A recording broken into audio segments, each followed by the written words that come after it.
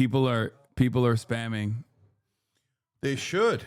I like it. Shaky Gerg is in the building, everybody. Hold on. All right, this is good. This is a better angle, I think. And you can even hold on. Let me fix this. Let me zoom in a little bit more. Boom. Yeah, better. Less stomach better. Okay, there it is. Can you guys hear him? As you guys know, it's a time-honored tradition every single year since 2018 to have Cenk Uyghur in the building. Okay, let's start off with why you said that you were going to your communist nephew's house. I can't tell if you were memeing or if you're being serious. Have I been upgraded to communist? Okay, actually, you tell me. I'm kidding, but so people are constantly calling you all sorts of names. You go to China, you love it over there. So what should we call you? What are you? I mean, I say I'm a socialist. I'm not like a self-described communist or anything, but I also say that I don't have an issue with people calling me a communist. I just think it's funny when people say that. Okay, all right. Then I got it right. Okay, I was playing around. Yeah, you're a socialist. God bless. Yeah. But yeah, no, a lot of people have been saying that I'm a authoritarian communist. That's what they're saying. Well, not everybody. Some people say I'm a revisionist and therefore a social fascist. But those guys are the real commies. You know what I mean? Those are that's the real Max Left. Okay, yeah. Luckily, I don't even know those folks. You probably they're in your replies, I suspect. Actually, they might have given up on you at this point. Oh yeah. They yell at me all the time, though. Not that it matters. All right. I will keep calling you a centrist, lol. Yeah, people say I'm a centrist. Well, the political spectrum has moved. If you are a centrist, so although kind of, I mean, look, you backed Mamdani 200%. Mamdani's now bros with Trump. I mean, if that's not centrism, is the horseshoe. Yeah, by transited property, I'm homies with Trump. But obviously, we already knew that, and technically you too, because we were far too critical of Kamala Harris. And if you're critical of Kamala Harris, who was the best possible candidate at the time, that means you wanted Donald Trump to win. Yeah, I actually think that we have thoroughly defeated those guys. So there's a lot of folks out there that are still in the, in the circle for who might come out ahead, right, in terms of ideology. But the guys who are not going to win, I don't think, are the ones who are like, oh, Kamala was right all along. Like, that's kind of done, right? So the way that makes a comeback is through the form of Buttigieg or Newsom, right? So those guys aren't done. But like the Kamala stands, the beehive is dead, right? There's not a single K-hive. Yeah. Yeah, K-hive. Right. Yeah, There's not a K left in the hive. Yeah, beehive is very much alive. There's a bayhive.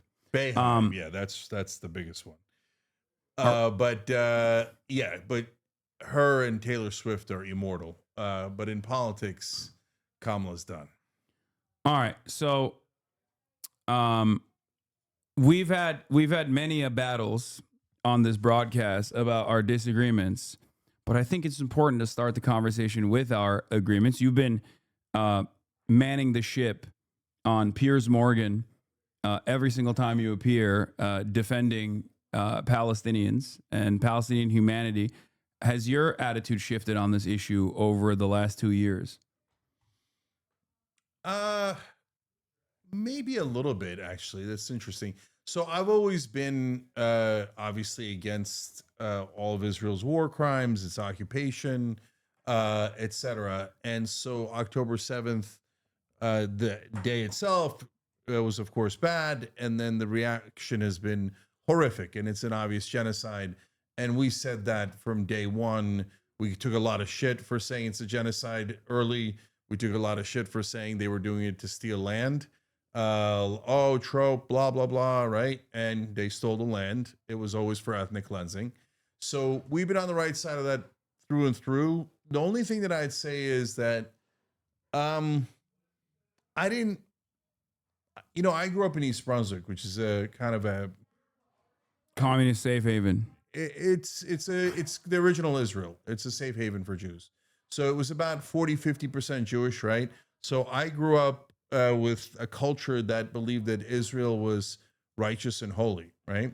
And so I think that through this 2-year process, I've now come to the point where, like, no, it's no question at all that it shouldn't have been formed. And Ooh. and so that's a kind of a I wasn't there before. Oh no, I know.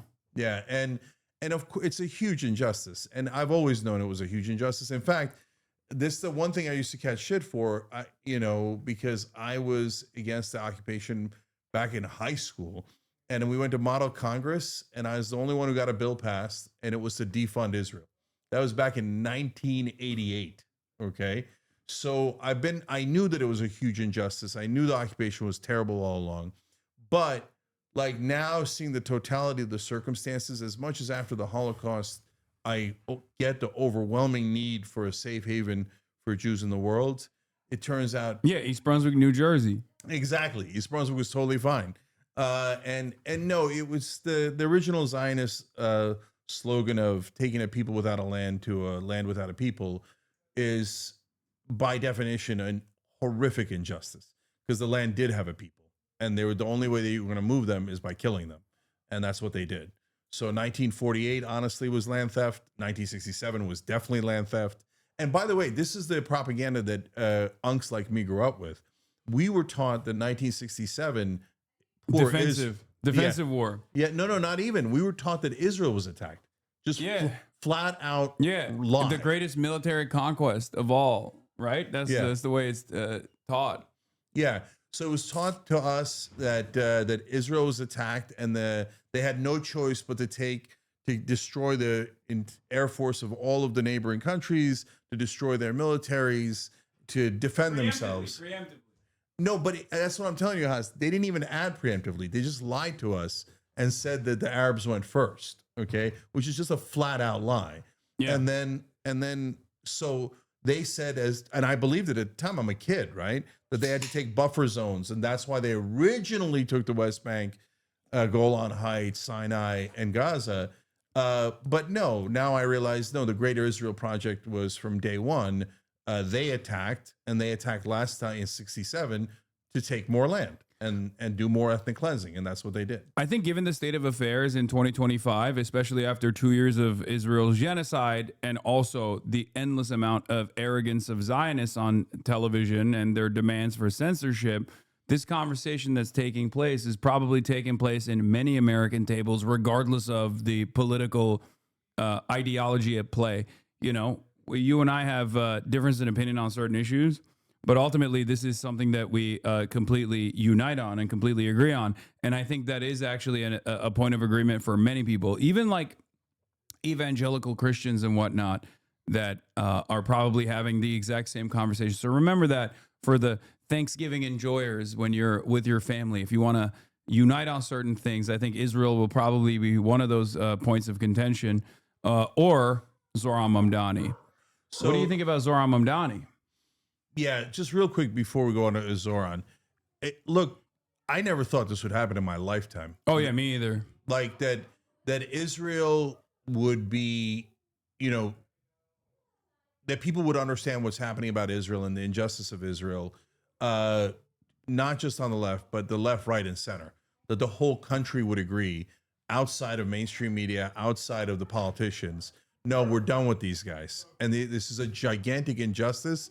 And most importantly, we all now agree we've all been lied to by legacy media, right? Corporate media is poison. It's the biggest toxic influence in America. Now the right, the left, the center, everyone agrees, fuck corporate media. They've been lying to us from day one. So look, that's another one. For 20 years I've been saying that. And to see everybody come around to that, I love it. I love it. So Zohran. So Zohran's to the left of me. So it makes sense that like he's kind of perfect for you, right? I think, you tell me. But I love it. I love it because it's change. I love it because middle finger to AIPAC that spent $45 million trying to meddle in our elections, and fuck them. Why don't they go back to their own country? Okay, New York is in America. It's not in Israel. It's not Tel Aviv. Okay, and I'm proud that it's the largest Jewish city, and I'm proud that they voted for Zoran, right? So fuck this division on trying to divide Americans with Jew, Muslim, Christian, etc. No, we're America, they're not America, and that's that. And then he's for change, man. Fuck the status quo. So I'm thrilled that Andrew Cuomo lost. Why do you say he's more to the left than you?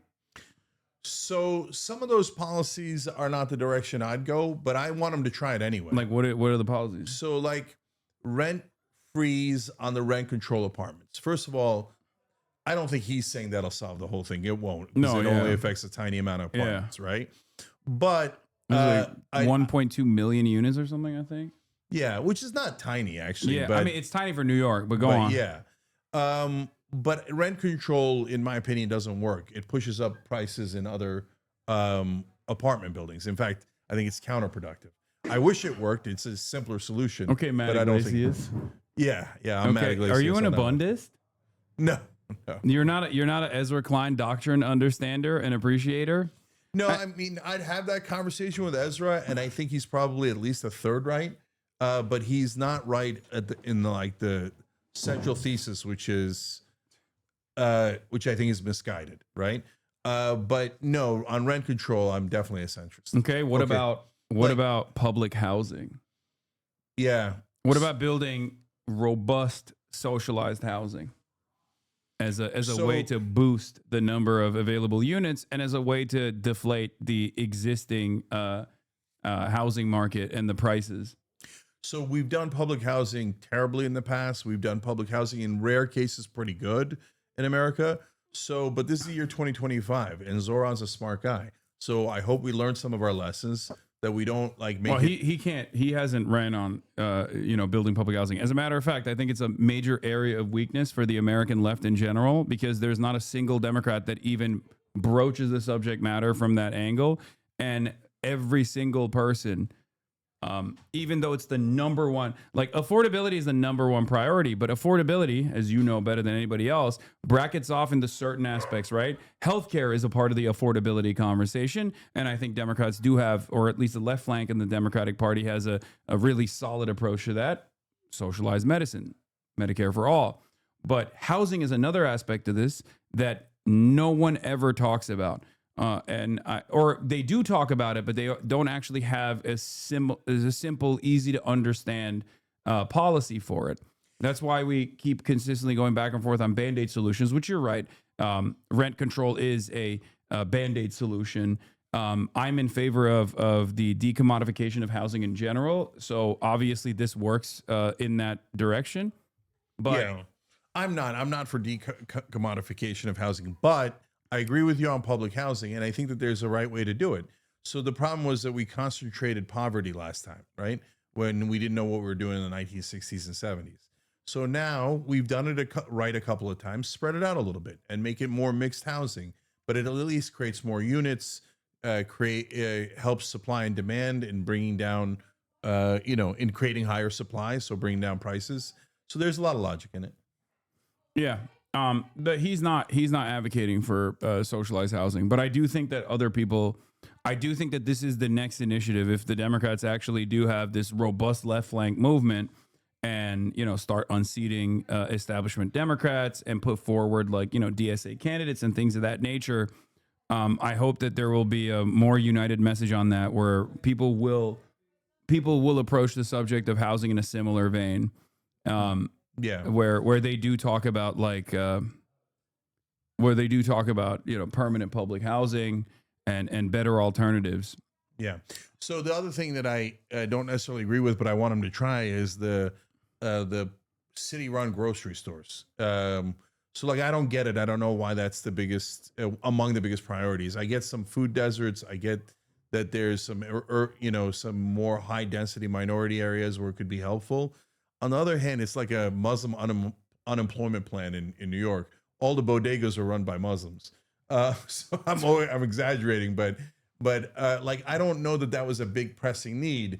But I want them to try it. I want them to try the free busing, and if it works, great. If it doesn't work, so what? So why do capitalists hate government intervention in the markets? because they want to set the prices under what they consider as market conditions. So basically, I think the way this would work, it's a pilot program and with no assurances that it'll be 100% successful. But I think ultimately the goal there is to try and drive down profits with a much with much better, much more affordable groceries being sold, because there's a bunch of different things that you don't have to pay for, like licensing and things of that nature, when you have the government-run grocery stores.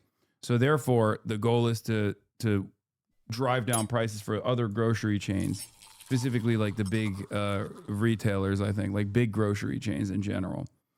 Yeah, let's try it. See what happens. Yeah. Also, they do have it. I mean, it's the commissary and the military, right? Which the Trump administration is trying to privatize right now, because I think they just want to do a mutiny. They want to foment mutiny in the military. So look, if you're on the right and you're like, oh, you just want to just try it, like, yeah, because that's how we learn, right? Well, that's how so many people voted for fucking Donald Trump. Oh, I just want to try it out again because we got to shake up the system. Yeah, and the states are supposed to be, laboratories where we experiment. And by the way, some of the rights say, can you name it? I heard some guy on Fox like, can you name any time that they made something public and it worked better? Like bank in North Dakota.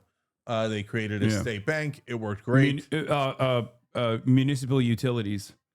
Yeah. Literally almost every single time the municipality has taken over utilities, it has been so fucking successful that Google worked extra hard to make it illegal in other places.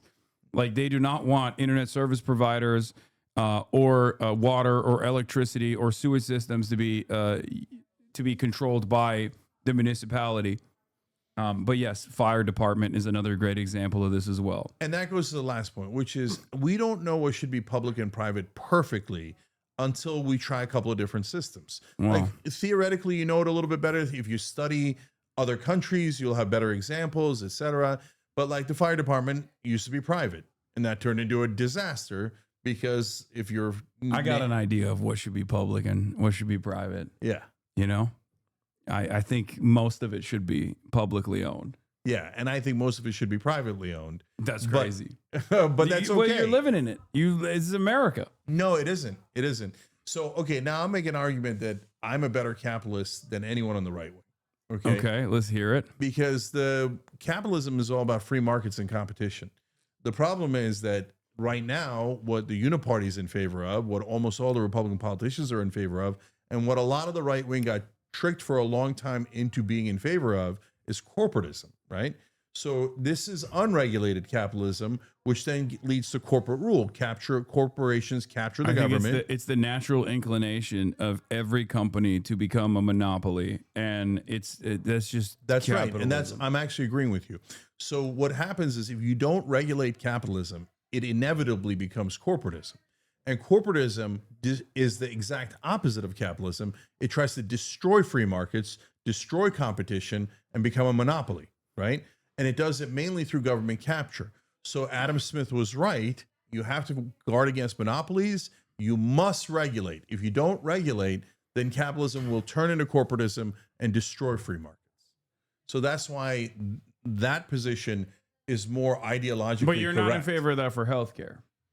No, that because capitalism means by definition a mixed economy, right? There is no non-mixed economies. The military's public, police are public, fire is public.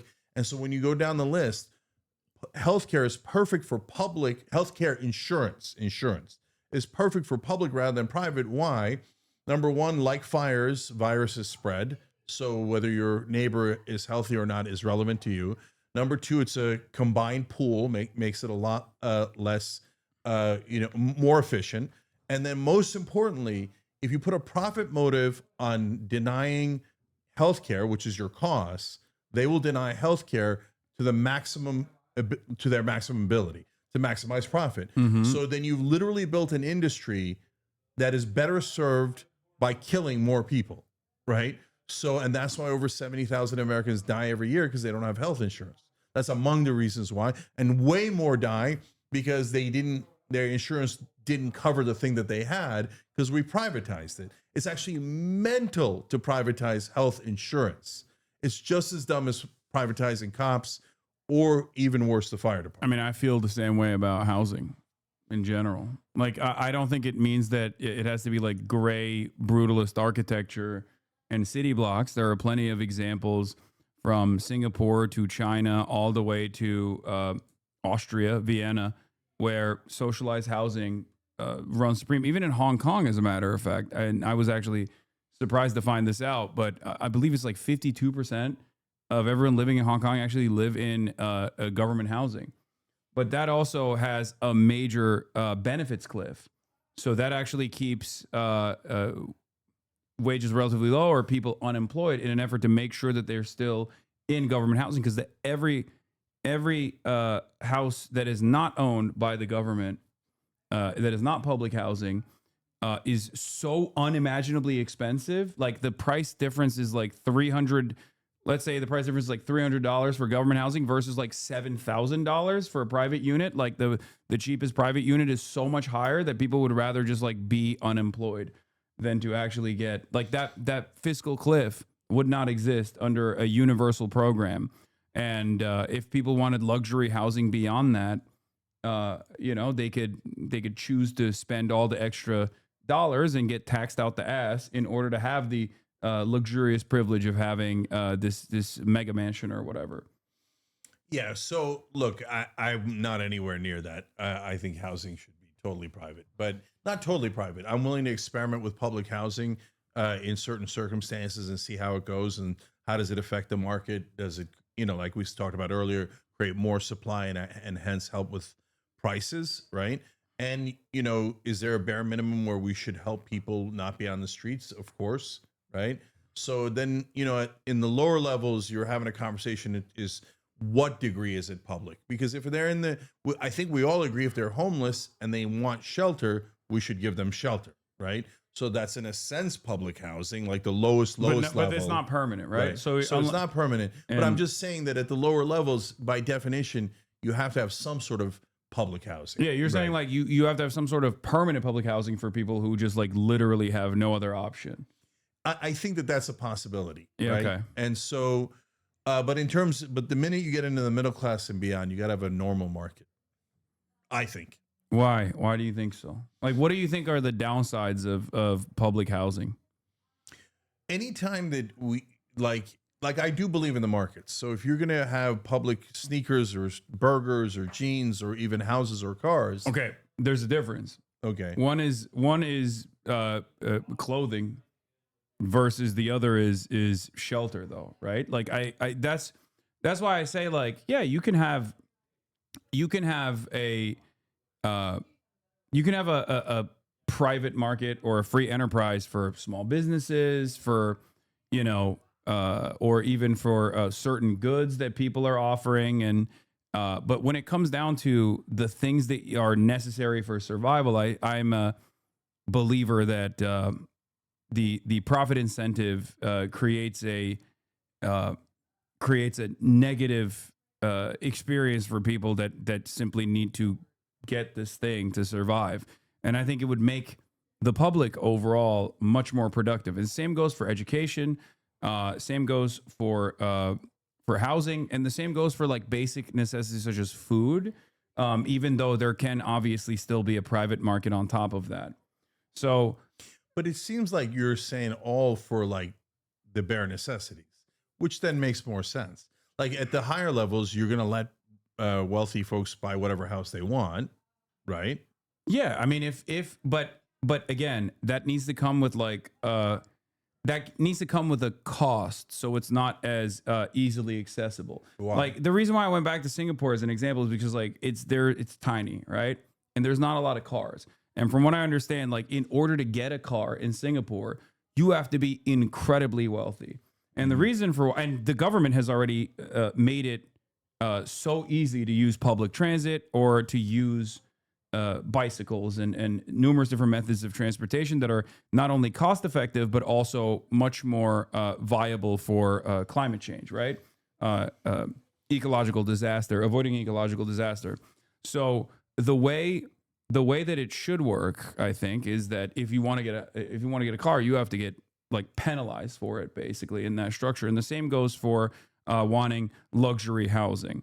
Like, I see housing as a necessity, and homes are for living in it rather than a speculative asset in the way that it works in the United States of America. Oh. And we've sold to the Americans that this concept is good and it actually invokes freedom, just as we have done with our car-reliant infrastructure. Oh, you have your own car, you have so much freedom. You don't have to sit with the rest of the public in a fucking subway or whatever. But that creates unimaginable traffic density.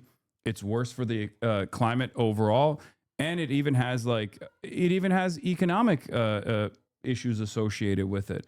And the same goes for housing too. Yeah. So look, I'm not an expert on housing or car regulations or anything, but my general sense of it is no. First of all, there's nothing wrong with this agreement, but I don't agree. So when you talk in bare necessities, make sure people don't die in the streets. I totally agree. Right. I think that everyone agrees. I think that even the right wing agrees to that. I hope. I don't think they do, but yeah. Well, I mean, I think that if you said to them shelter for homeless people, they would generally say yes, partly to get them off the streets, but partly because they think they should have shelter. Right. Oh yeah. Congestion pricing in New York City is like a move in the right direction of this sort as well. Like making it more costly to be able to drive a vehicle actually increases the use for public transit, because then people are like, all right, well, I'd rather utilize public transit then.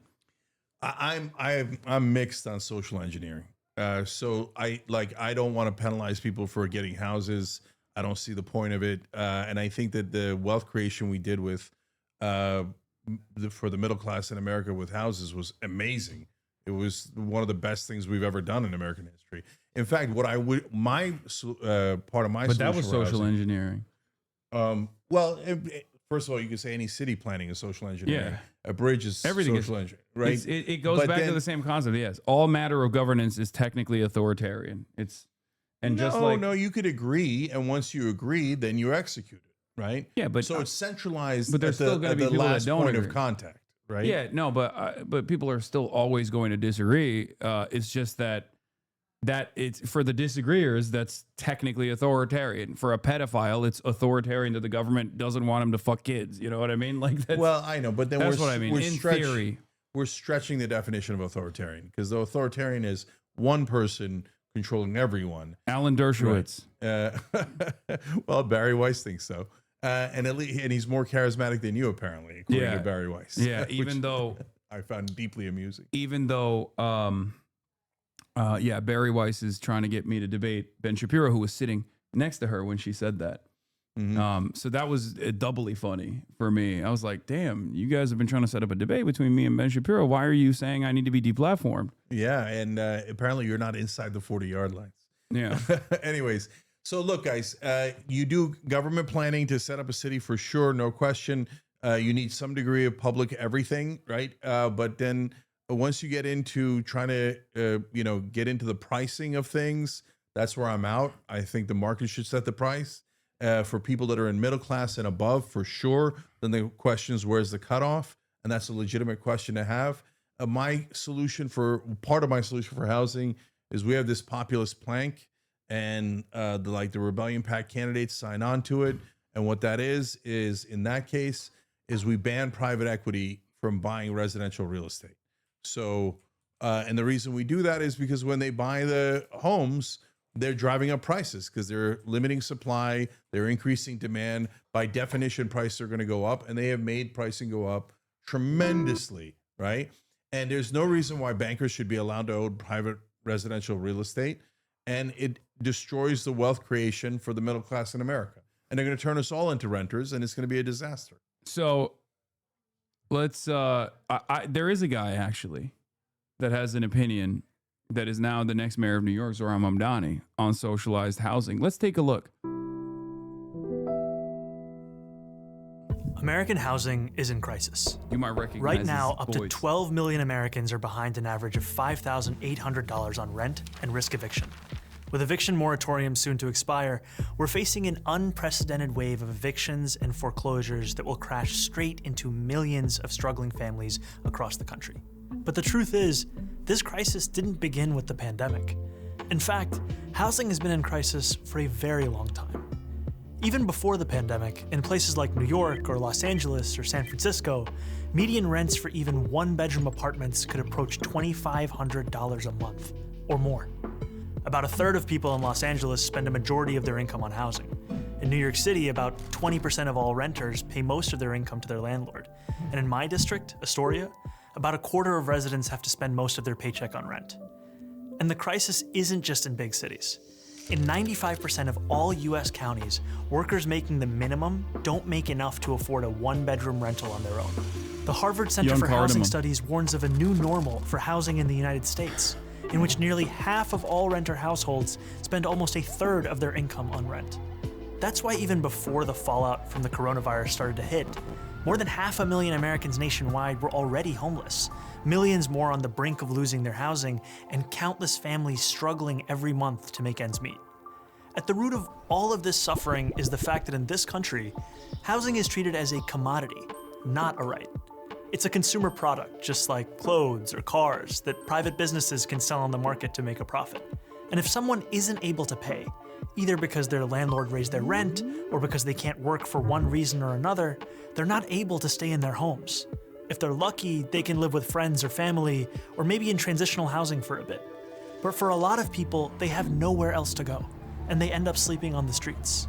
In December 2019, the number of people sleeping in homeless shelters in New York reached 19,000 people, an all-time high. The number of homeless people, that means like couch surfers, people living in their cars, and people living in like tents and whatnot, I believe is over 660,000 in the United States of America. 100,000 New York City students are homeless. That's more than 10% of the entire student population. Why do so many people end up homeless? It's not because there aren't enough homes to go around. There are plenty of empty homes. No, it's because housing people is not the primary goal of developers or landlords. Their goal, simply put, is to make a profit. And it's much more profitable to build luxury apartments for the rich than decent homes for the poor. This gives us a big shortage of homes for ordinary working people. For every 100 households that are extremely low income, there are only 36 affordable and available homes. As a result, we have plenty of housing for the rich, but poor and working class people don't have nearly enough on the market. So we have people scrounging to make ends meet or sleeping on the streets right below luxury condos and uninhabited apartments. This is a terrible way to organize a housing market. It might be profitable for landlords and developers, but it's not efficient or beneficial for the rest. The argument is the same. If there's inelastic demand for healthcare, which there is, right? What is inelastic demand? If you don't, for those of you who don't know, inelastic demand is if a good or a service is impossible to avoid. You need it for survival. As in, if you're diabetic, you need insulin. So no matter what the supplier, if the supplier restricts the number of insulin shots that are readily available, and the price will automatically go up because it's an absolute necessity. If you don't pay for insulin, you're going to die. I say the same argument goes for housing. Housing is an inelastic demand good, because if you don't have housing, you die. Yeah. Again, at the lower levels. Once you get into middle class, this has not been that persuasive to me. Well, hold on. There's more to the video. Okay. There's 5 more minutes. Let's take a look. This guy seems like real charismatic. Got a real bright future ahead of him. I don't know. Hopefully he runs for something. I think he was an assemblyman here. I don't know. Maybe he'll run for a couple of years ago that this guy that made this video was going to become mayor of New York, I wouldn't have believed it in a million years. Yeah. Well, it's good. It's good that you're recognizing that. Let's take a look. Let's continue going with this. Housing doesn't have to be seen as a market at all. In other countries, housing is considered a fundamental right, like education or healthcare. That means the government goes to significant lengths to guarantee everyone has a home, and the market plays a much smaller role in the construction and distribution of housing. So let's hop across the pond and about 100 years back in time to take a look at just one example of how an alternative housing model got started in beautiful red Vienna. At the end of the First World War, the Austro-Hungarian Empire collapsed, leaving behind a number of successor states, including modern-day Austria, home to the former imperial capital of Vienna, the 5th largest city in the world. Despite being the seat of an empire, the chaos of the war and decades of neglect had left the working class of Vienna in desperate circumstances. Inflation was rampant, jobs were scarce, social services were non-existent, and hundreds of thousands of people were crammed into decaying tenements where overcrowding, disease, and violence were rampant. So it's no surprise that in 1919, at the first elections ever held in Austria where all adult citizens could vote, the Social Democratic Party swept into power at the municipal level on the promise of dramatic social and economic reform. And they delivered.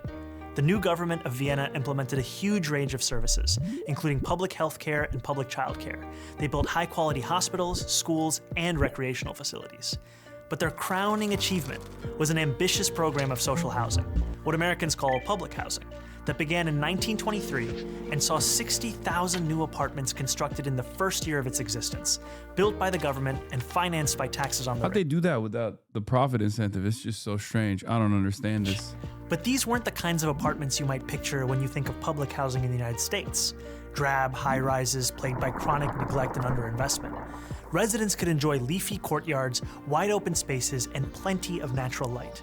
They had shared laundries, state-of-the-art kitchens, food co-ops, bathhouses, pharmacies, lecture halls, schools, and swimming pools. These apartments... Why are they not factoring in the moral harm of offering people housing at a cost affordable level and how that actually makes them lazier? It's a moral hazard. No, I'm not worried about that. But I brother, just do don't we have understand. enough money for everyone to have a house like this for 350 million people? You know we don't. We absolutely do. We abso-freaking-lutely do. Federal jobs guarantee, a national initiative to build housing, localize it if you want. We absolutely do. 1,000,000%. So you're going to do the free housing. You're going to do, okay. It doesn't have to be. This is health not free. insurance. No, this isn't free. So the government bills it. So we all pay for it. We're all we paying all have for it. enough money. Well, if we already all have enough money to afford houses like this, why don't we just buy houses like this? Wait, what do you mean? Like what is the government? The government has our money, right? In taxes. Collectively, we have to have enough money to build houses like this. If I was shown a plan where they said, oh, you can get all American people gorgeous houses like this with pools and gorgeous yards, They did etc., right? How'd they do it? Because they had enough money. For whatever reason, they had enough money at that time to be able to do it. I feel like they may have had more of an initiative to actually utilize the taxable revenue in an appropriate direction, because they seemingly had more interest in solving this issue rather than subsidizing corporations and the super wealthy, or even on the housing front, offering more and more tax breaks and continuing the current private ownership structure that we have in this country. But I want people to be clear about what I'm saying. Remember, I hate the current system. The current system isn't anywhere near ideal. It's corporate rule. Our government is completely bought by the donor class. And so nothing we're doing now is anywhere near market. It's anywhere near rational or logical. This is as corrupt a system as you could possibly find. Well, so if you're going to compare it to I wouldn't this, say I wouldn't say it's a corrupt system. I think it's the I system think it's working. actually the most corrupt system I think in it's the world. the system working as it's intended, though, because like Intended by who? For what? If the goal is to drive up profits, or the goal is to commodify housing, which it is, right? Then yeah, for capital owners, this is not a bug. Is the system working as intended? I'll give you an example. You're a homeowner. I'm a homeowner, right? For many of us, for homeowners such as ourselves, maybe houses are just to live in, right? But for the overwhelming majority of homeowners, as you also described, housing is their nest egg. It's their opportunity for upward social mobility for their next generation, and it is an asset that you can leverage against, right? To take out a mortgage, or at least that's what people used to do before the whole interest rates went up, right? So it's a retirement plan. It's an asset. So ultimately, for even with our much lower home ownership rate in this country, still a decent chunk of Americans, around 50% of Americans, still look at this asset that they own as their entire net worth, as their entire existence, basically, as their retirement fund. And that's the reason why if those prices were to deflate for 50% of the country who are wealthier on average, if not some of the wealthiest in this country, this would be devastating. And that's part of the reason why we never deflate the price of housing in this country, because why would we even want to do that? So look, we're having an enormously theoretical conversation that isn't anywhere near I'm showing reality today. No. But what we're showing you is existent in practice, right? Because Vienna is still implementing social housing initiatives to this day. And not only that, but there are numerous other examples where the government actually does control housing. And the government controls housing in America too. We just do it through property tax rather than just like having direct ownership over land leases like they do in Singapore, for example, or like they do in China, for example. And then on top of that, they control flows of capital in China. But Haas, do you see what I'm saying by how theoretical it is? Because first, we got to get money out of politics so we can get our government back. Like that's step one, and we're not anywhere near step one. Once we get past I don't disagree with you on that. I do think that that's something that needs to happen. But if we're talking about a world in which, because like you're not moving the needle in a more realistic direction, neither am I in that situation, because like we both agree on that issue, and that's a major hurdle. And we're not talking about that major hurdle right now. We're talking about a world in which, like, if you had the opportunity to make this grand design, which direction would you try to move towards? And this is what I'm saying. So I'll tell you this: if we got to this magical, beautiful place, which, by the way, I think we can get to, although it's super, super hard, where we get money out of politics, we did a constitutional amendment, we freed the country, right? Then what I would love is for Rhode Island to try more public housing, for Nebraska to try more private housing, and for everyone to try all sorts of different things. I think they're trying private housing in Nebraska. Yeah, right. They're not. But you see my point. They're trying private housing everywhere in this country. No, but you see my point that I don't mind an experiment like this at all in that better world, right? Where we've regained democracy, right? And some places people will be a lot more right wing, a lot more leaning into the free market. Some places people will be more left. I don't think right wingers are right wing because of the free market. I don't think so. I think rich right wingers are right wing because of the free market, but I don't think right wingers in general. Like you think West Virginia is what, plus 35 for Donald Trump? You think those guys are like, hell yeah, brother, we need more private housing in this state? No, they're just right wing because of their economic stances or their economic standing rather. And they've been pummeled by the Democrats, or they feel as though the Democrats are responsible because they're focusing on gay shit rather than building housing for them. And the Republicans take advantage of that weakness, take advantage of that anger and resentment, and redirect it towards gay people and undocumented migrants and the like. So there's two different things here, right? Right-wing ideology and what do right-wing voters in America actually think, right? And so we found out through Donald Trump that all the bullshit that corporate media was telling us about right-wing ideology wasn't really true at all. Oh, the right-wing voters are all free trade. Are they? First of all, they didn't know and they didn't care, right? And if they cared at all, they were against it. Yeah, no, yeah, they were against it. I think like Donald Trump picked up a lot of the NAFTA resentment votes from a lot of like formerly unionized workplaces and people that used to have like people that used to work in industrial output that no longer had that job. Yeah. So I think it's a little bit complicated because people grow up on corporate media, especially the older folks.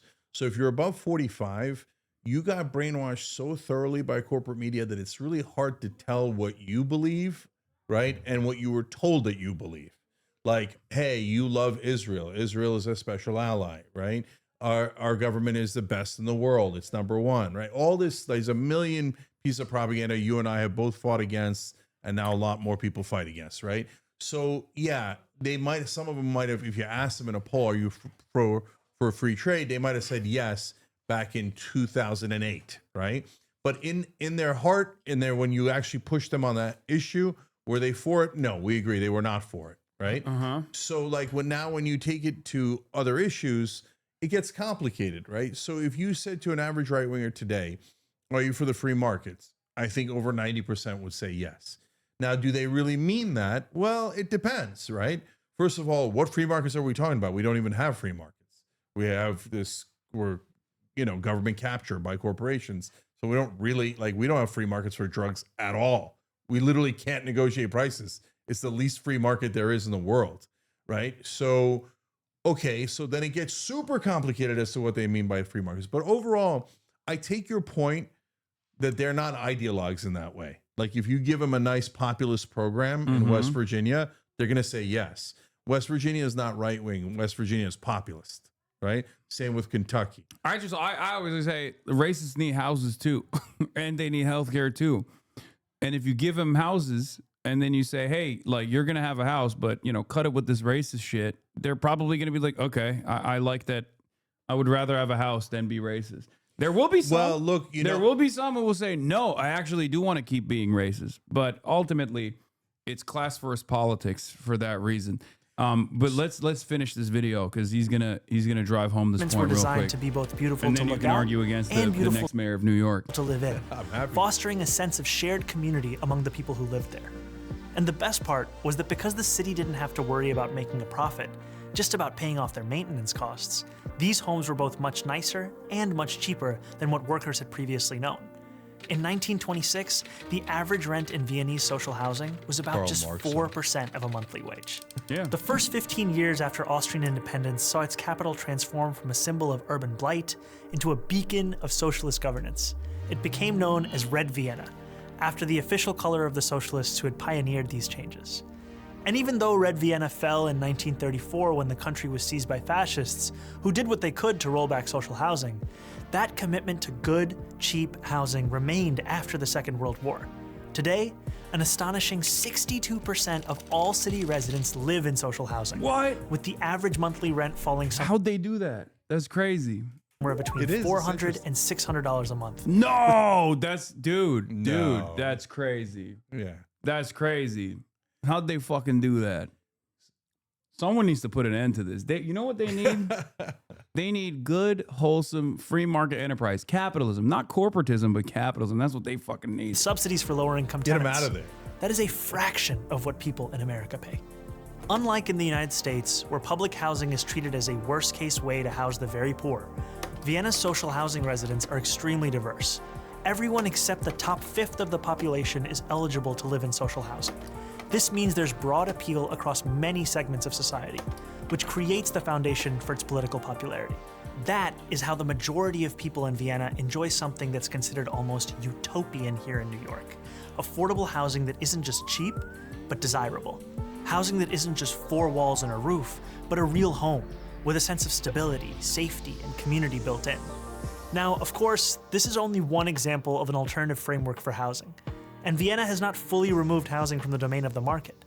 Residents still pay part of their earnings in rent to cover operational costs, and a sizable chunk of the population lives in private housing.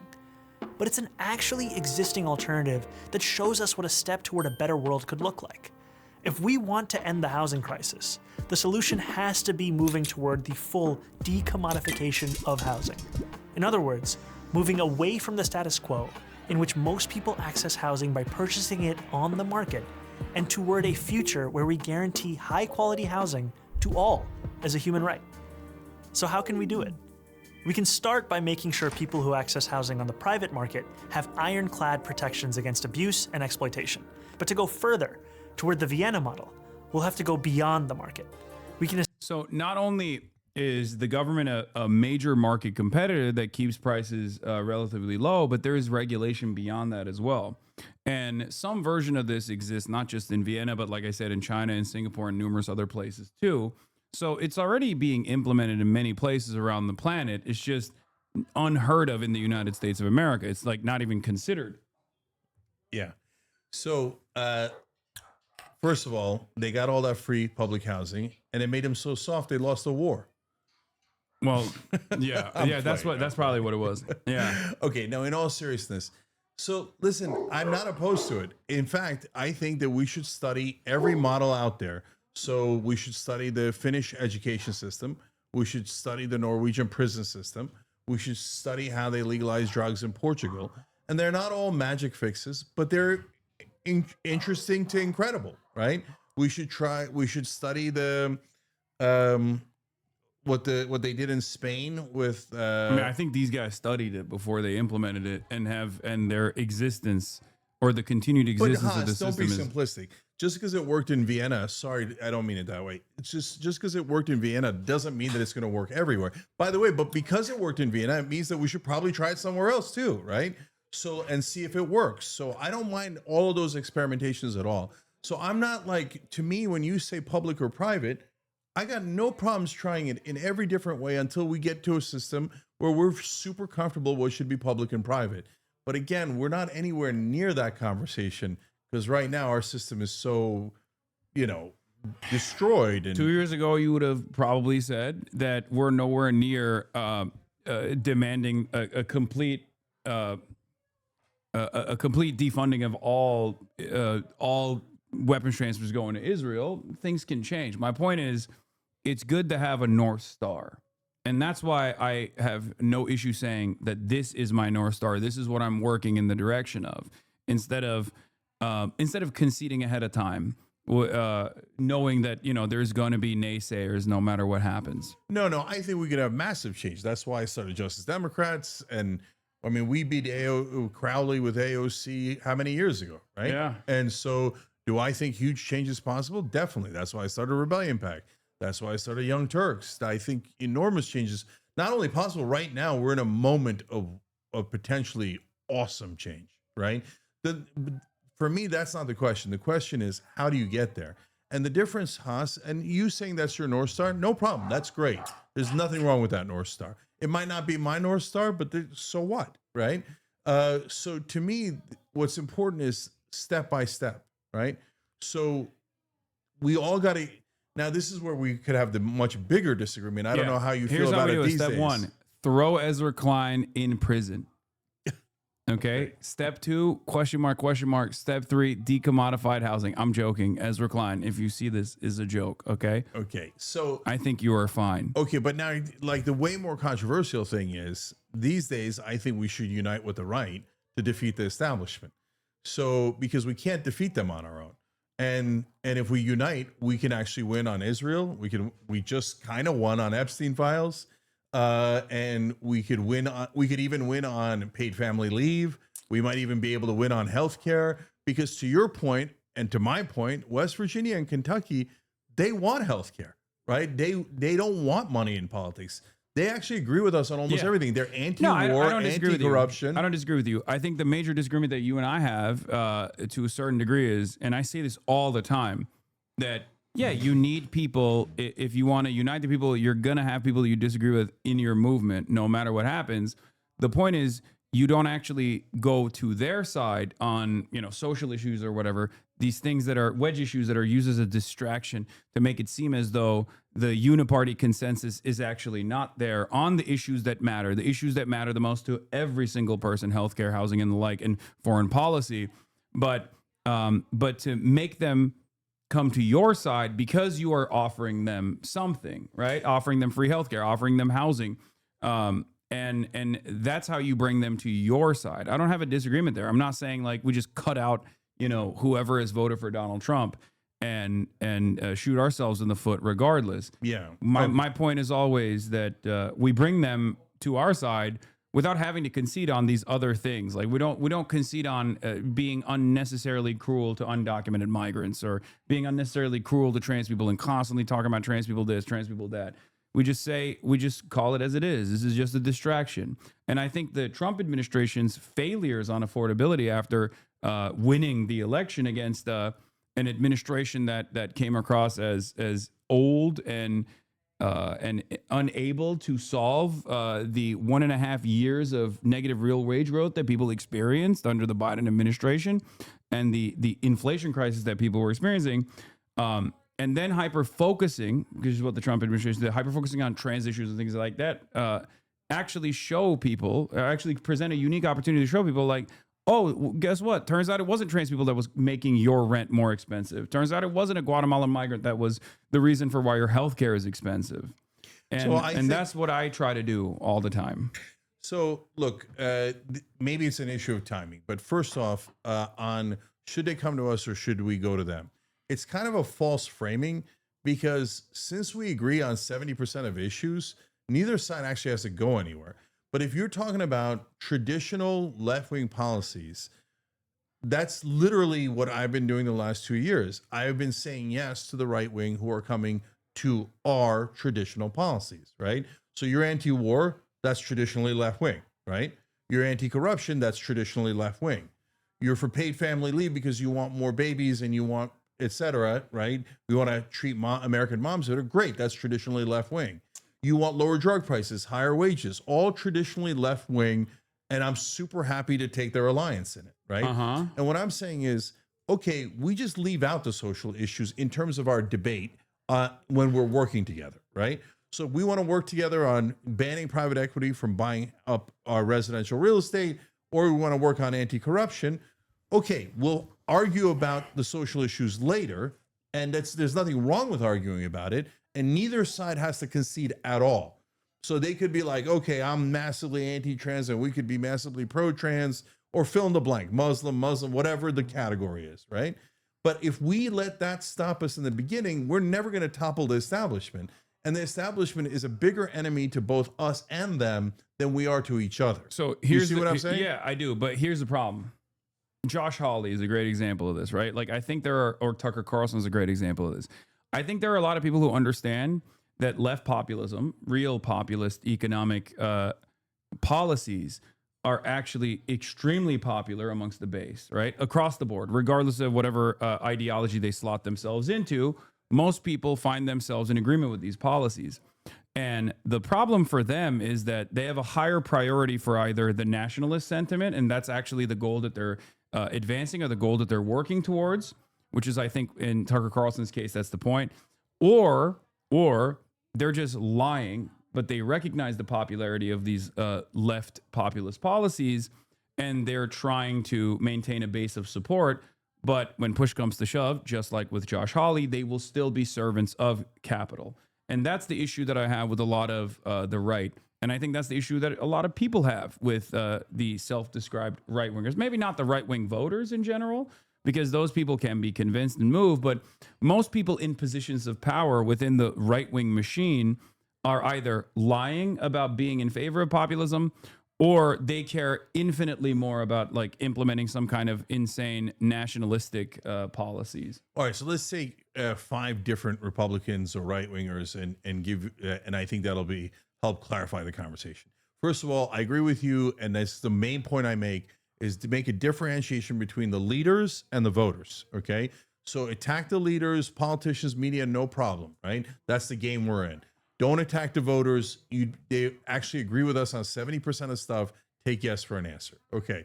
So now when you get to the 5 guys, so we all agree on a bunch of them. Mitch McConnell, corporate Democrat, corporate Republican, but really what's the difference?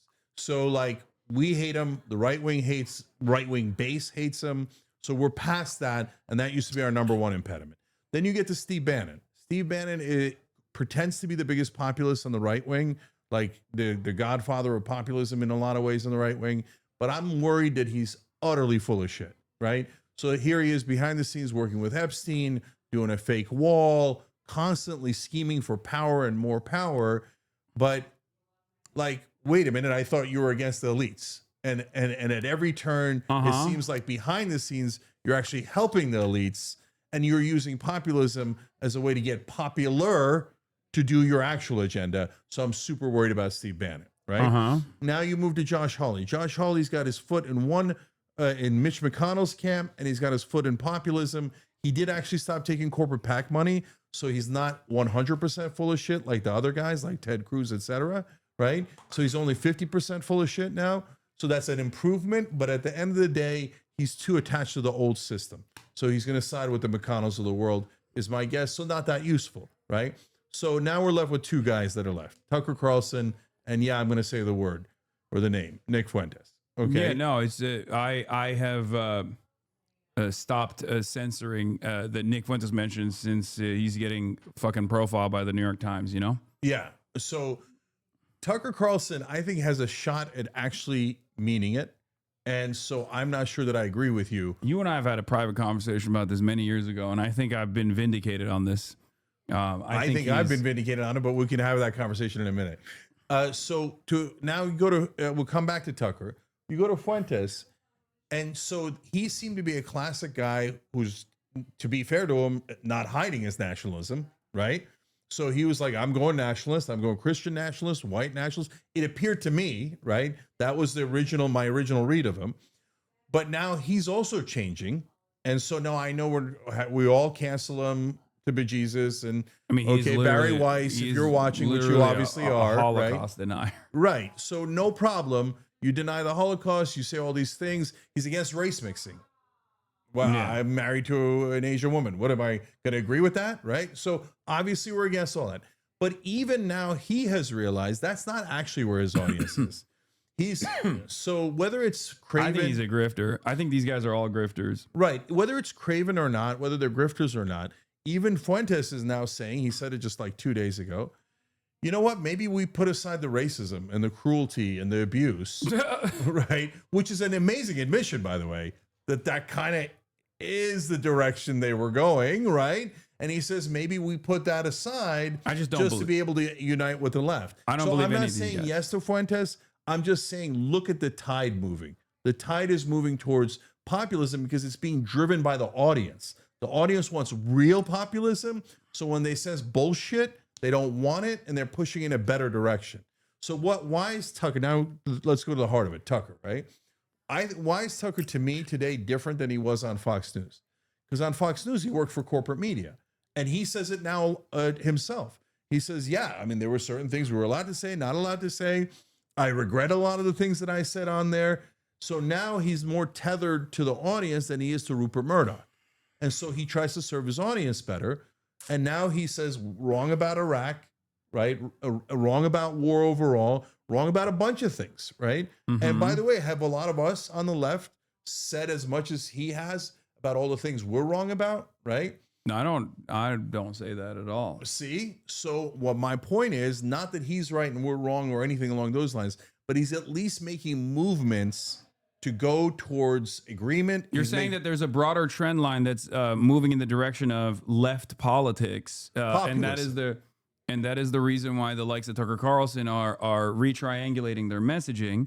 That's somewhat understandable, but I do think that ultimately, I don't necessarily care for Tucker Carlson personally or Nick Fuentes, but I do care about changing the mindset of their audiences, because I find socially regressive politics to be and reactionary politics to be a distraction, and that anyone that does that to any degree is inherently reactionary and deliberately doing this because they want to move people's attention and focus away from the material inequities that they are facing and away from a steadfast approach to dealing with those problems.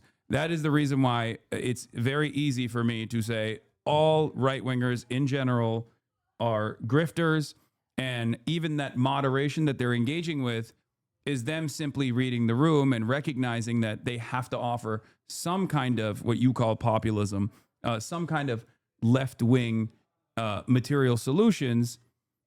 So let me say two things about some that. of which do it because they want to maintain their popularity. Some of which do it because they have a higher degree of priority for like fomenting nationalistic sentiment, and they think this is the most effective way of doing it. I mean, Adolf Hitler was in charge of the National Socialist Party, right? Because at the time, socialism was a very popular movement at a time when liberalism was failing, just as it is now.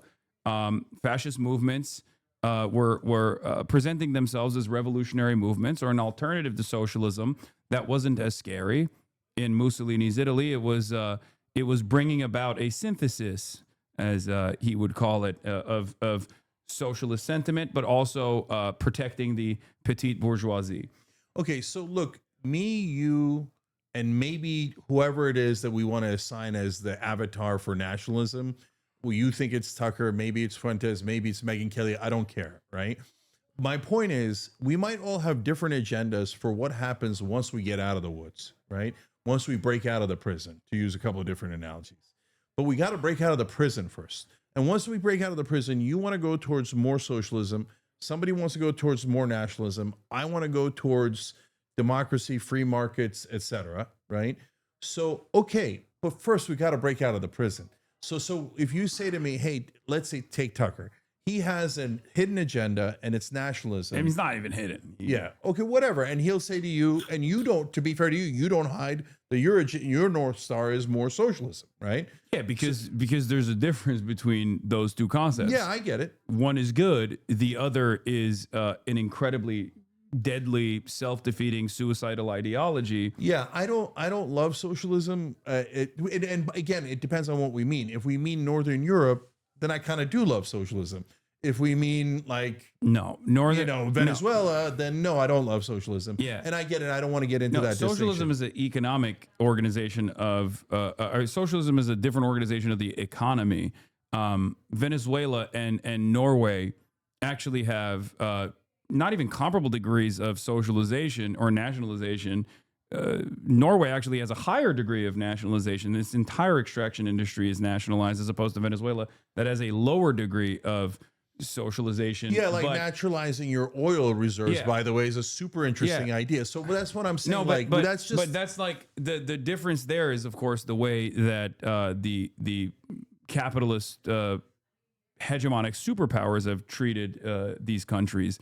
Norway is very close in proximity, or was very close in proximity to the USSR. So the threat of a good example from the USSR was what allowed a lot of these Western European countries to continue a degree of socialization, because they were conceding. Just like you're saying, Tucker Carlson is conceding to us on a lot of these issues.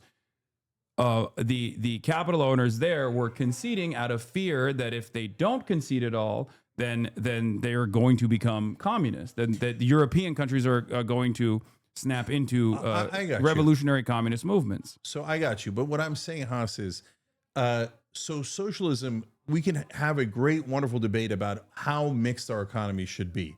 And whereas nationalism goes towards authoritarianism, and I'm never going to agree to authoritarianism. So I get it. I get that they're not the same. And I get that even though I might not agree with either, I'd rather lean to one side than the other for sure, because I don't want anything to do with authoritarianism. What do you mean by that? Authoritarianism, like socialism leading to authoritarianism? No, nationalism. Or nationalism leading to authoritarianism? Yeah, nationalism almost always leads to authoritarianism. Well, it's because you have to eradicate, like, nationalism or fascism has a in-group, out-group dynamic, and there are inalienable characteristics that must be excised forcibly from society. So, of course, that is the reason why it has to be violent.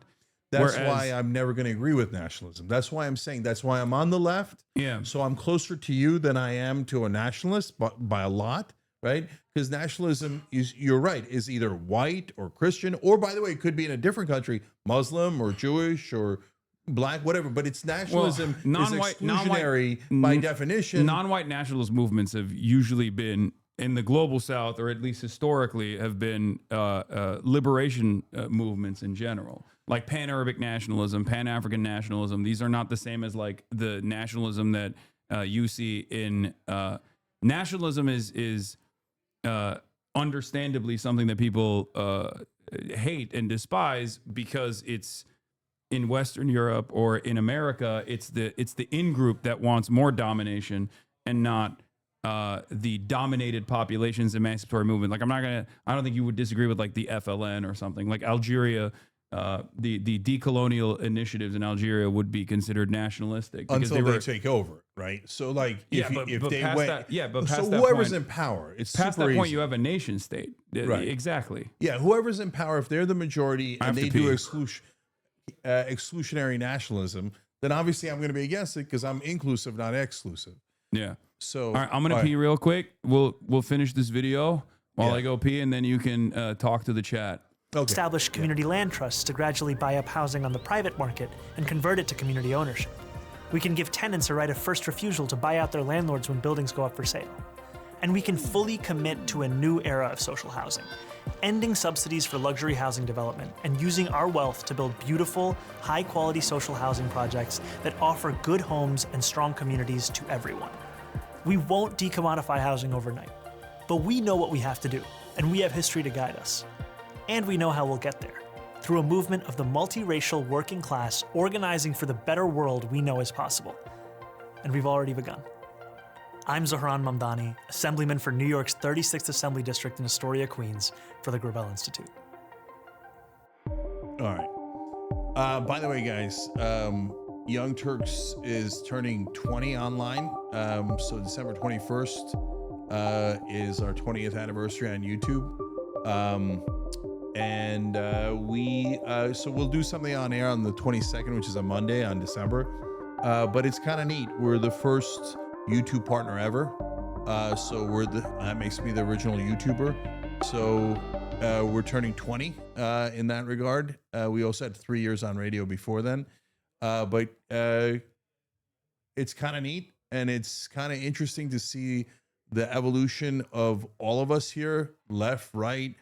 And I'll tell you, like, from my experience, having been here since kind of the beginning of time when it comes to online video and the internet, is that this is a breakthrough moment. We're finally getting to a place where people are becoming populist and are beginning to realize how corrupt the whole system is. And I've never been so excited. So, all right, to finish the thought. What you say populist, I say is class politics. Yeah, that's okay. More and more people are self-identifying as socialist than ever before. Yes, we're gonna wrap up in a second. More and more people are self-identifying as socialist in comparison to years prior, and I think that is what is good, because populism is too. Populism can go in either direction. It just means is that you're like anti-neoliberal, you're anti-establishment. That's fine. I'm anti-neoliberal. I'm anti-establishment. But I think I call right-wing populists slopulous for that reason, where it's just like fake populism. No, but don't do that. So number one, their voters aren't fake. They actually do want the same things we want. I'm not talking about the voters. They appear to be going to the left, but they're actually in the same place they always were, right? They always wanted those things. It's just the establishment lied to them. Corporate media lied to them and told them, oh, no, you don't want, lower drug prices. You don't want higher wages. And they did all that propaganda. Look, last thing on the nationalism is, look, Zionism is nationalism, and it's a disaster. Yeah. Because it means, by definition, you're not one of us, so you get less rights, you get less everything. And so I'm not going to be in favor of that. But Zionism is not an emancipatory movement. That's why it's not emancipatory nationalism. Not that the distinction is important for history, but we're not even talking about that right now anyway. Yeah, but my point, guys, to everyone, including you, Haas, and Tucker, and everybody is, let's get to our disagreements after we win. So after we win, you go towards socialism. Whoever wants to go towards nationalism, go that way. We'll split up and we'll have beautiful arguments and debates and all of that stuff. But let's take down the prison guards first. The establishment are the prison guards. They're the maintainers of the corporate system. So let's knock that down first. Let's unleash populism on both sides. And then let's go have elections and let's figure out what's more popular. Let's have democracy. I just don't. I think that historically speaking, given that socialism is an abolition and reconstruction of the capitalist hierarchy, whereas fascism is actually a mechanism of control to reassert the capitalist hierarchy. This exact dynamic that you're talking about has played out in the past with fascists winning. When liberalism is failing and contradictions worsen, and people recognize that they're desperate for new alternatives. Most people, or not most people, but capital owners who still have their remaining crumb of power will then align themselves with fascists. So I think that there are two paths to fascism that I want to avoid. And the way to avoid it is to fix the system. So number one path is people get so mad at the injustices of this current corrupt system that they go in the, Fuentes direction and beyond Fuentes, right? To whatever is beyond Fuentes. And so at that point, if that becomes popular enough because of suppression, and that's what's happening now, the Barry Weiss of the world are suppress, suppress, suppress. Don't let them breathe. Don't let them breathe, right? And so they're helping Fuentes and beyond Fuentes more than they realize. So that's one path to fascism. The other path is the path we're on now. This is the establishment is the path to fascism. Because what's going to happen next is Palantir. Palantir tested all their technology in Gaza. Now Larry Ellison and the guys at Palantir are saying we now know how to control a population. So they're going to bring that here.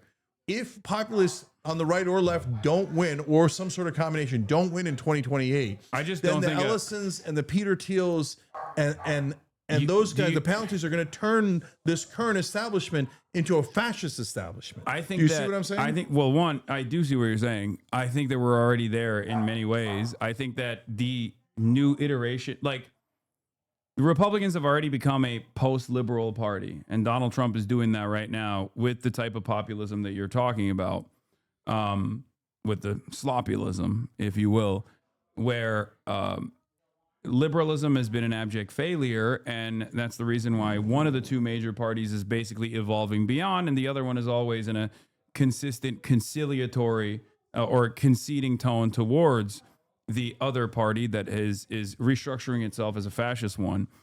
And my point is that the normal evolution beyond that point would be Tucker Carlson. I don't think J.D. Vance is going to lead the Republican Party in the future. I think Tucker Carlson. I think is it's the going most to be the likely Tucker win. Carlson that leads the party. But I don't think. But do you think Tucker Carlson is going to go in there and actually fucking take out Palantir and Yes. corporate capital? I don't. I do not believe. No, those that are two at different all. things. Two different things. Palantir and corporate capital are different. I don't think Tucker Carlson does that at all. Look, I don't know. I can't speak for him at all. But to me, what you're describing, I don't think that the right-wing voters, best exemplified probably by Tucker Carlson, and we agree with that, right? That he's probably the best avatar for the right-wing voters, Yeah. right? Is I don't think they're fascists. I don't think that they necessarily want to go towards fascism. I think they're populists. And so we can disagree about I that. think right-wing populism is fascism. The right-wing populism is fascism in the most like it doesn't have to be at all. historically. And you don't even know if But they're then why? right-wing. What's the difference? So So then why Tucker are- Carlson's a socialist. So look, here, I'll give He you one. believes in free healthcare. He believes in Medicare for all. He believes in everyone being able to afford a You don't- home. No. You don't. Your two options aren't fascist and socialist. Those are not your only options. Okay, what's the option for So- Tucker? What does he want? So, for example, Marjorie Taylor Greene. So she gets untethered from corporate PACs, right? So all of a sudden, Epstein, Israel. But then our audience asked her, this is real, asked her to support Ro Khanna's bill on lower drug prices. And all of a sudden, she supports the bill on lower drug prices. Okay. So, and then what does she do? She's like, wait, the healthcare premium shouldn't double, right? So she's now was headed in that direction ideologically. And now she's is headed in retired. that direction. No, I got you. But so that's not a person that was secretly fascist. That was not secretly heading in a fascist direction. The more she opened her eyes to populism, the more she realized we agreed, right? So instead of saying, no, I think you're a secret fascist and I'm going to hate you, well, my point is, wait, maybe we should open our eyes together and go, oh, we have a common enemy. The common enemy is the establishment. Let's go get those sons of bitches. I think the common and then we'll enemy have a is- democracy, and then we'll see. Well, do people want to go right or left? And they don't have to go all the way to socialist, and they don't have to go all the way to fascist. They could find a nice place somewhere on the spectrum that is right for America. Yeah, I guess I don't have the same level of confidence that you do in any politician, really, because it's not like I have this degree of confidence in even Democrats, really. But I certainly do not have that for like the healthy skepticism and scrutiny that I have for Democrats is even twofold, if not tenfold, for Republicans who have spent their entire political careers harming the working poor. So let me ask you the last question. So I want someone on the populist left to win, Ro Khanna, Jon Stewart, someone along those lines, right? Mm-hmm. I don't want Tucker and Marjorie Taylor Greene to win. They're on the right. So we don't agree on a whole bunch of stuff. And some of the stuff that's really important. like right? Marjorie Taylor Greene is like, oh, why are we funding Ukraine or Israel? We should be bombing Mexico instead. I think that's fucking ridiculous. So we can get into all that. But my And that's question not to you, like a minor disagreement is what I'm saying. I think No, that's I an got you. insane thing to say. okay, but if you had to pick between Tucker and Marco Rubio, right? Marco Rubio being more classic establishment uniparty. I'm not voting for either. Like No, there's I'm putting a gun to your head, and you're going to You fucking decide pull the who's trigger. the president, Rubio or Tucker. pull the trigger. I'm dead anyway. All right. Both will if given the opportunity, both will end me, because this is no different than like, well, gun to your head. establishment Democrat versus establishment Republican. They are both in the margins. The difference between Tucker Carlson and Marco Rubio on some issues might actually favor Tucker Carlson. Let's say he is genuine when he says, every American should own a house. What's going on? Maybe he is real about that and he wants to solve the housing crisis. Sure, that's good. But he might be more reactionary than Marco Rubio, at least in the way that he's talked about things when he saw his legacy Americans and that we have 65 million immigrants that need to be deported, which happens to be the number of Mexicans and Latino people in this country, right? The Hispanic population in this country. So maybe he might be even more reactionary than Marco Rubio in terms of an initiative that designs concentration camps. So the surreal scenario that you're presenting is technically no different than the harm reduction voting narratives that the Democrats that push for as well. Then what's the answer, brother? The answer is you continue organizing, you continue building external pressure mechanisms, whether it be the union. But that's what's happening right now. Yeah, exactly. And it's pressuring Tucker to go towards us. And you continue. Okay, good. Then we keep fighting, and then we keep pushing Tucker further and further until he's running around saying he's a fucking socialist.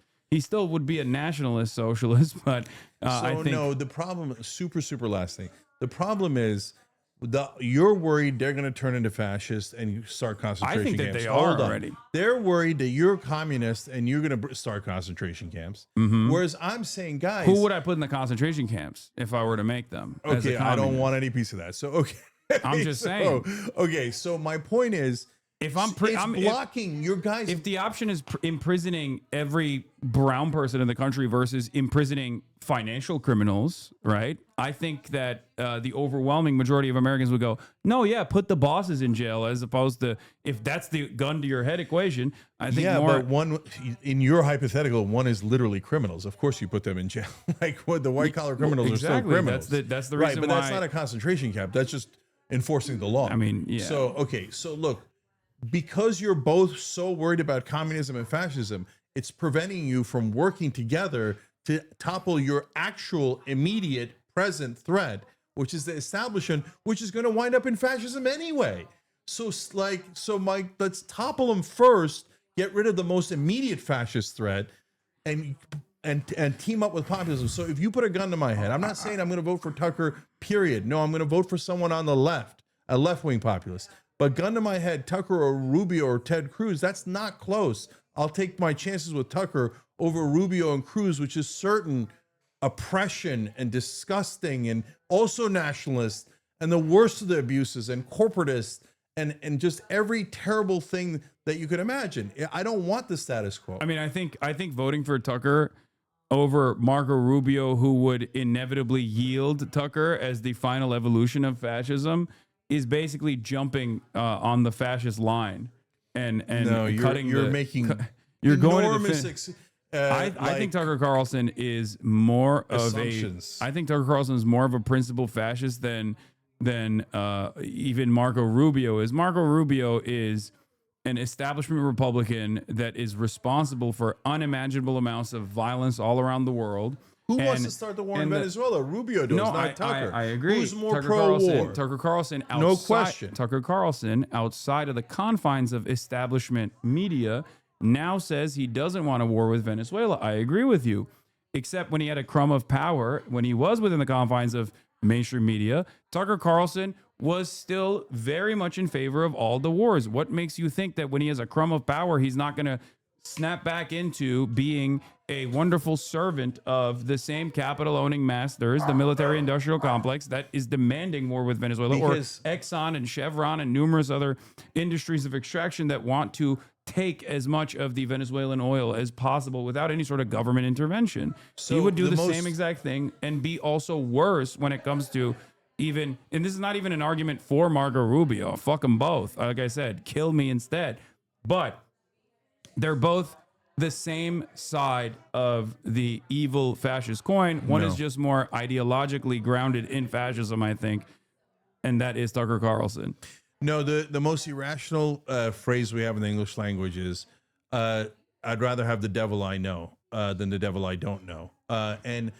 No, that makes no sense. The devil I know is a devil. I know Rubio and Cruz and all those guys are certain death for democracy, certain death for the idea of America. And we have to get off that road as soon as possible. So, and you are making a whole heap of assumptions about Tucker and MTG. Hold on, maybe you're right, and maybe you're not right. The difference right? between Tucker Carlson and Nick Fuentes is that Tucker Carlson is much more media trained after doing media for as long as Nick Fuentes has been alive. So he knows what not to say. That's it. That's the big difference. All I right, think. that's your assumption. But for me, I have to partner with populists on the right. Okay. Otherwise, we will never, ever, ever defeat the establishment, and we'll both be defeated by them, and they'll laugh their ass off at us, right? So what form does that partnership take? I don't know. Again, I don't necessarily care about Tucker in general, but I do care about his audience, and I think that he is leading them. I guess in some ways he's leading them in an anti-Israel slant, which is good. Yes, very much so. And whenever he leans into left populist sentiment, that's a good thing that his audience is like, oh, I actually do agree with that. That is good. However, I think he's doing that to win favor with people like yourself and many others who are in the margins who go, why am I not hearing this from any liberal in mainstream media? Why am I only hearing this from Tucker Carlson? I kind of like him. But I think his ultimate ambition is not that dissimilar from whatever the fuck Marco Rubio would do or whatever the fuck Donald Trump is doing currently. Can I get agreement that even if it's a ruse, if he helps stop the genocide, that is a massive good thing and would never be done by the Rubios and the Cruzes of the world? So, like, can we take that win? Yeah, isolated by itself. But I don't think he would do that. Is my point. But he's he's trying to end the genocide now. I know, but I think if he was in a position of power and not like because when he was. But forget the hypothetical, News, but when he was, I'm not even talking about the different hypothetical. issues. When he was at Fox News, he was pro all of America's wars. That's when he had a closeness to real power, and he was again a servant of capital, but more directly. And in that moment, that was what Tucker Carlson was doing. There is no indication that if he actually came to real political power, that he would do anything different than still serve the interests of capital as he has his entire career. If somebody like Tucker, MTG, or Massey doesn't win on the right, and someone like Ro Khanna, Jon Stewart, Nina Turner doesn't win on the left, then we're in a world of trouble. And, that path is super dark. I think so in general, to me, I'd rather take populists on both sides and see which.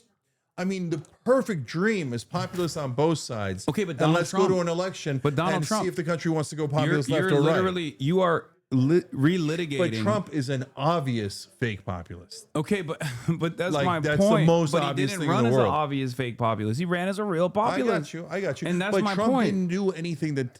So, like, for example, right now Tucker says end the genocide. End the funding of Israel. Mm-hmm. Trump never did anything real like that. Except Tucker is saying that because he is no longer in the same rooms as he once used to be. Good, wonderful. He's not in those rooms I know, anymore. but if he were to actually secure power, I don't think he actually had a genuine change of heart. I don't believe that at all. But it doesn't even matter to me whether he had a genuine change of heart. I care about his output because he's a media figure, and on that front, I'm glad that he is anti-Israel, okay? Having said that, I think that the real reason why he's doing that is because he has to read the room, and he no longer has a higher priority of being a servant of capital, at least for now, until he gets to a position of power, at which point I think he would still advance the same exact agenda that Donald Trump did. Donald Trump came in with the exact same sentiment. You think Tucker's going to work for Israel like Trump is? Absolutely. No way. I do think if Tucker Carlson... No, that is the very last thing I think Tucker Bernie Carlson Sanders would also not be an anti-imperialist if he came into a position of power. I think as it stands currently, without external pressure mechanisms that make it a non-starter, and that's changing, and the environment is changing dramatically right now, you are never going to have a real anti-imperialist figure, a real like anti-Israel figure that is capable of decoupling America from Israel. Hans, when I said that the right wing might come towards us on Israel, people said you're nuts. That's not going to happen, and it did happen. So my point isn't rah me. My point is maybe we should be a little bit more open. Maybe it could happen on another issue and another issue, and maybe we can work together to actually end the funding of Israel. But I think those people are coming to terms with this because of the endless amounts of pressure from the wokes the wokes that were jailed under the Biden administration. 3,500 student protesters were thrown in jail for protesting against Israel, for example. It's the wokes that are unironically carrying this conversation, paired up with a barrage of pain and violence that people actually saw all over their social media feeds. And that is the reason why a lot of people inevitably came to that conclusion and realized that, paired up with Israel's arrogance as well, and endless demands for control and endless demands for fealty. But ultimately, like I said, that was an external pressure point that actually caused a lot of people, a lot of voters, to finally come to that conclusion as well. So it's the conversation that we're having still has to be about continuing to build external pressure, like external pressure movements, and not care about Tucker Carlson necessarily, but care about winning and convincing Tucker Carlson's audience. Just like not caring about the Republican Party in general, but instead caring about convincing the Republican voters. And the only way to do that, and I think you and I agree with this on this, is by offering them something: housing, healthcare, an end to corporate corruption in this country. These are the things that we can actually win the attention and the loyalty of the right-wing voters on, without having to concede on any of the social issues whatsoever. Yeah, let's end on agreement. Yeah. And my daughter's doing this to me on about dinner. Anyway, so everybody, God bless, man. Hey, happy Thanksgiving, everybody. This was a much more agreeable Thanksgiving, ladies and gentlemen. You got to flex for the camera for the purpose of, you do it every year, for the purpose of continuation. Here it is. Here it is. The 7th year of Thanksgiving is complete, ladies and gentlemen. I'll see you tomorrow. I'll be back. As always, peace and good night. Good night.